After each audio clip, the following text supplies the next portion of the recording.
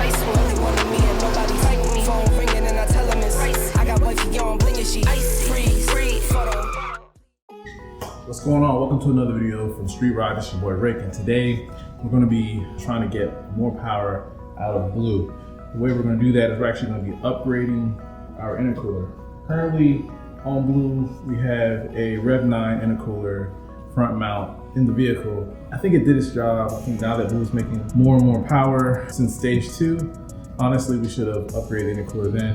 Rev9 says that their intercooler is rated from, I believe, 300 to 600 horsepower worth of PSI pressure through the intercooler. It's rated for that. I think we should have swapped that out probably around stage 1.5, maybe stage 2.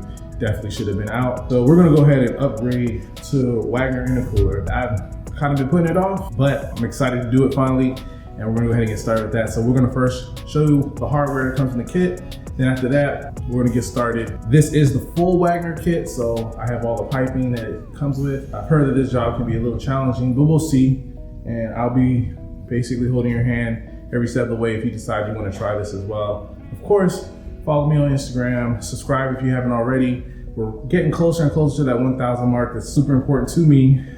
It's just another milestone that I have set, and I wanna hit that. So if you could definitely hit that subscribe button. I know there's about 90% of y'all have been watching my videos faithfully, and I thank you for that. But if you could just take the time out to hit that subscribe button, I greatly appreciate it. So let's go ahead and get started. I don't wanna waste any more time.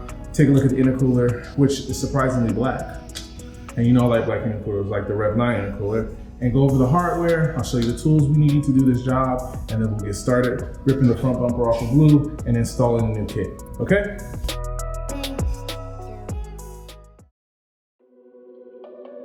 So inside the Wagner kit, what we have is 3 silicone hoses, and then we got 1 cast hose.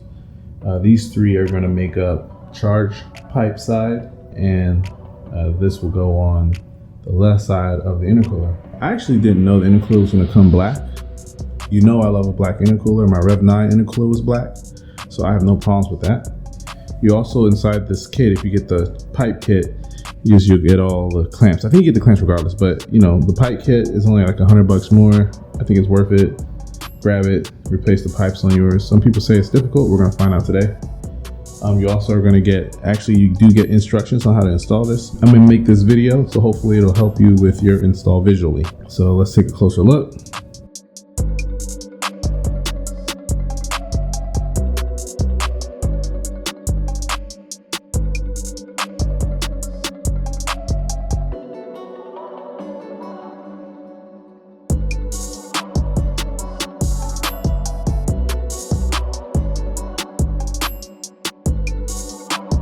So this is our mounting hardware.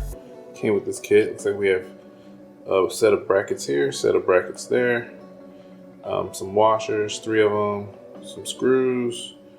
I think some of them are, what is that, Allen key, if I can get that to focus, Allen key. And then the other ones are just your standard bolts, fasteners, and then 6 clamps that are gonna go with the charge pipes.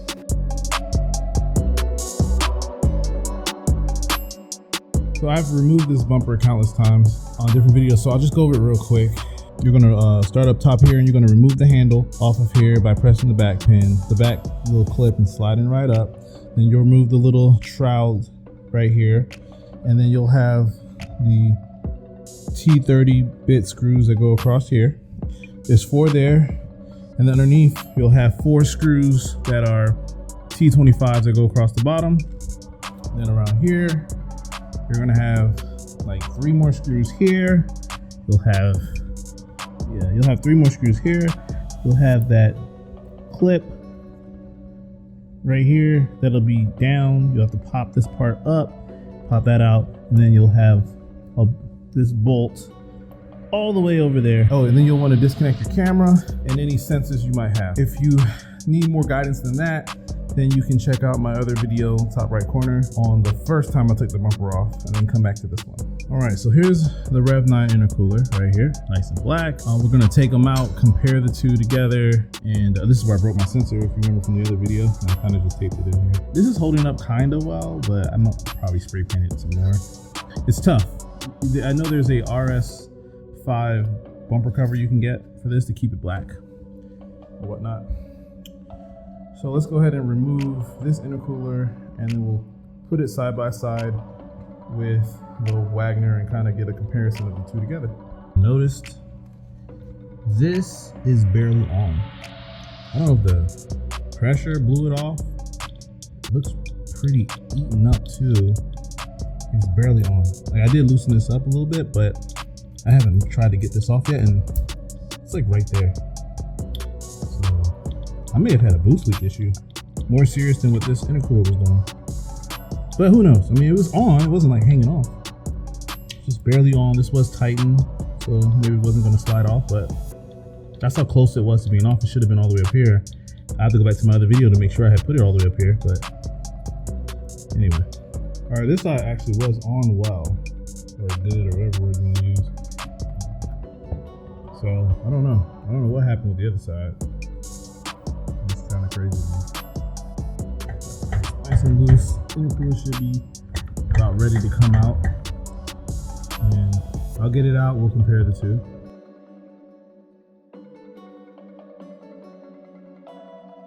Okay, so here we are, and we have the Rev9 Intercooler removed and our Wagner Intercooler right here. So first thing we can tell, the Wagner is taller. It is taller than the Rev9. So you would think that means it's heavier. So let's weigh them and see where they come at. So before we get too caught up in this, let's talk about the three things that we need to keep in mind when we're looking at intercoolers. The first thing is the flow, the horsepower rating. So the horsepower flow rating. So if a turbo's putting out 600 horsepower and whatever PSI is equivalent to that, we want our intercooler to be able to handle that amount of PSI, because that's important to us. The flow, how much PSI is lost at the intercooler. All intercoolers lose PSI, but how much is lost is important. The second thing we want to look at is the actual cooling factor, how efficient it is at cooling, and that's going to come down to the different types of intercoolers like bar and plate and tube and fin. And the third thing that we're going to look at as well is weight. So that's actually important. You don't think of that. So those are the three things that we want to keep in mind when we're looking at these two intercoolers. So let's weigh the Rev9 first, since we already had that on the car. Here's the scale we're going to use. Put it on there. Here's the scale, and we got 27.2 pounds.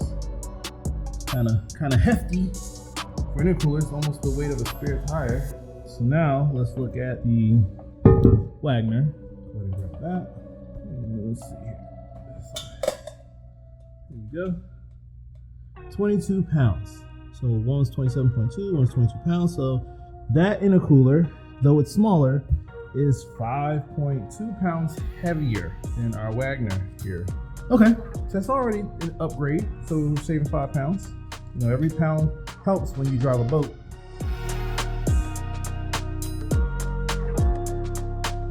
So we're gonna go ahead and start the install with that. Now, once you get to this point of the vehicle, it'll be easier if you remove this belly plate here to slide the intercooler in and out.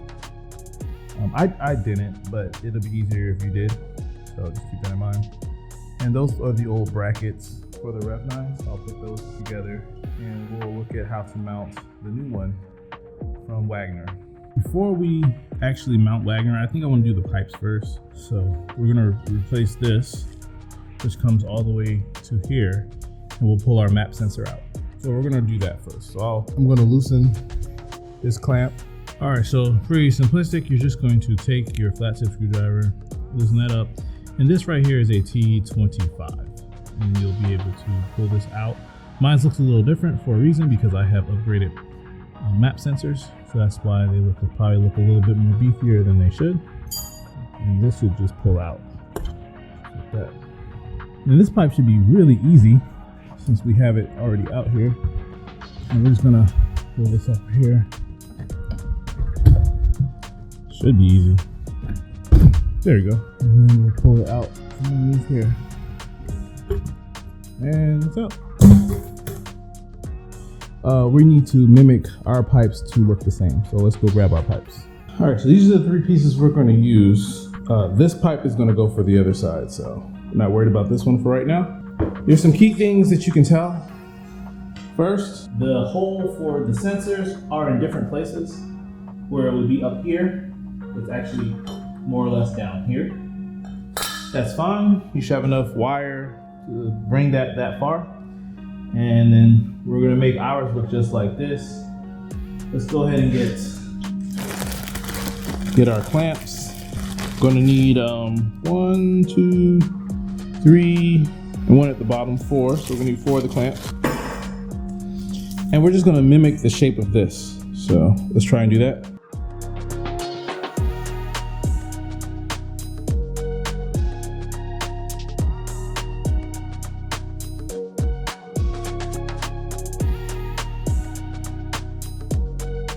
I think that's kind of close. I'm gonna just tighten them a little bit so that they're snug on there, but it's still able to rotate the clamps if we have to. And then we'll slide it back in the vehicle.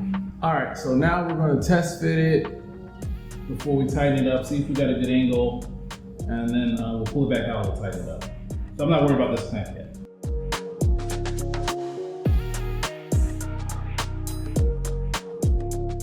Looks like that's gonna fit pretty good in there. And we're gonna have this one available to us to tighten and adjust for the intercooler. So that seems pretty easy. So I've yet to see the problem that people complain about with the piping. All right, so we've pulled it back out so we can tighten up this clamp. This one we'll have access to, so we don't have to worry about tightening this one yet. And then when it's in the car, we'll tighten this one down. Go ahead and get our screwdriver and we're gonna tighten this down. Make sure it's really tight because you do not want a loose leak. Well, it's out. I'm going to just loosen this up. Take this out. It should be loose already.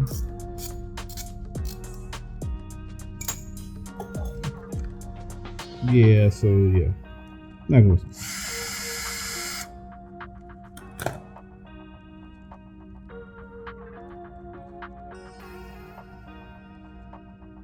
Oh, this is actually not a Torx bit, it's an Allen key. Now that we got it up here, we're gonna go ahead and tighten it down to the best of our ability when as tight as possible. Again, no loose leaks. Make sure you bring the pipe all the way up. There's a lip right here off the throttle body. Make sure your clamp is past that lip. Tighten it down as much as you can. Here we go. It's pretty good.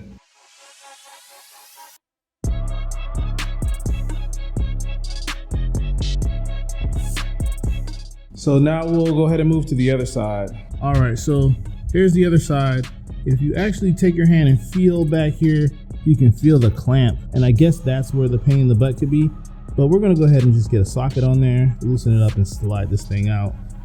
And more than likely it's whatever size this is. So let me find out what size this clamp is and I'll let you know, and that's what you'll need to take that off. See if you can see it. There it is. But it's back here.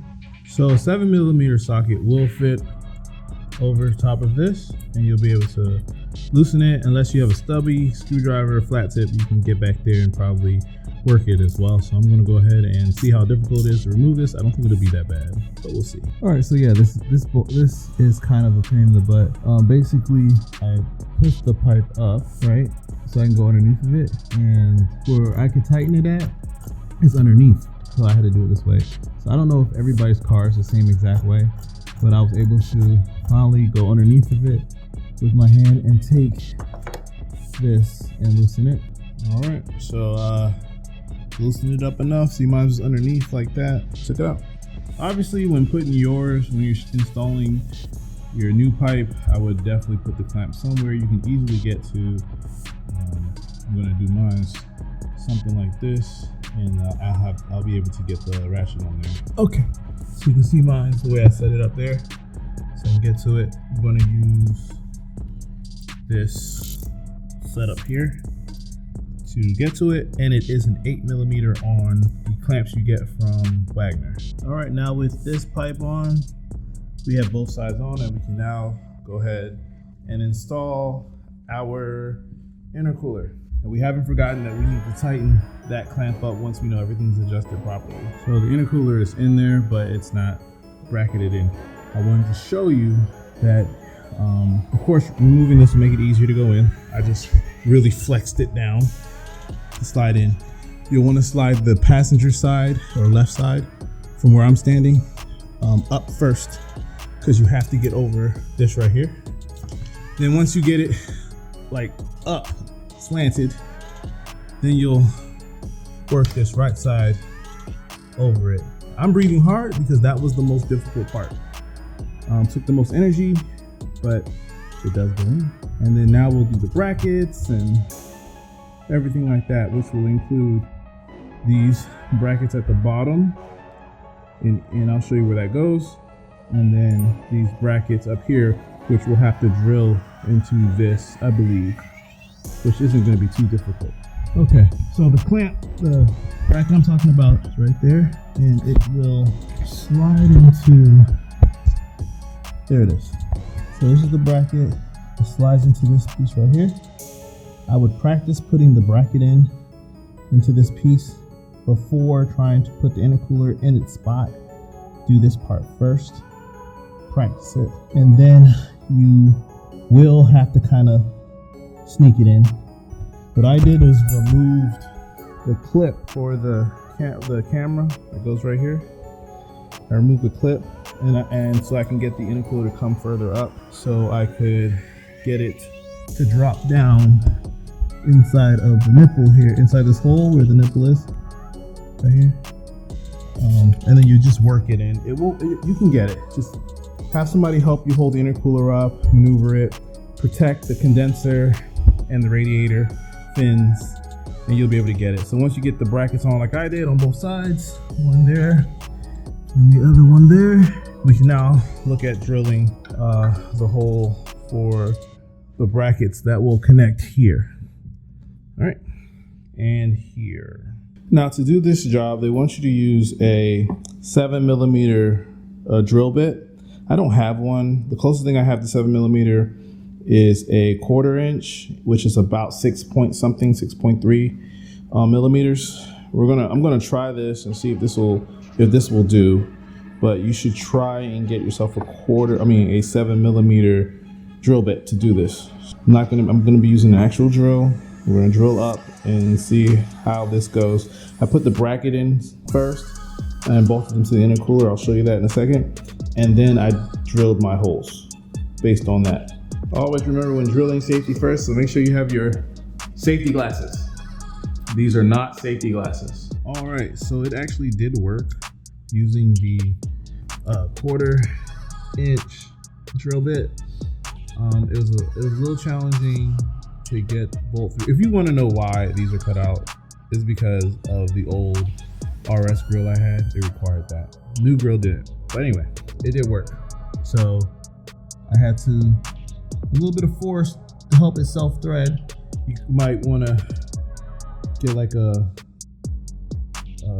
electric driver or something to help push it through. But once it got started, I was able to use a ratchet, a 13mm socket to tighten it down. So now I'm going to get the Allen key to tighten this down, and then on the other side, and I'll connect the pipes just so I can confirm.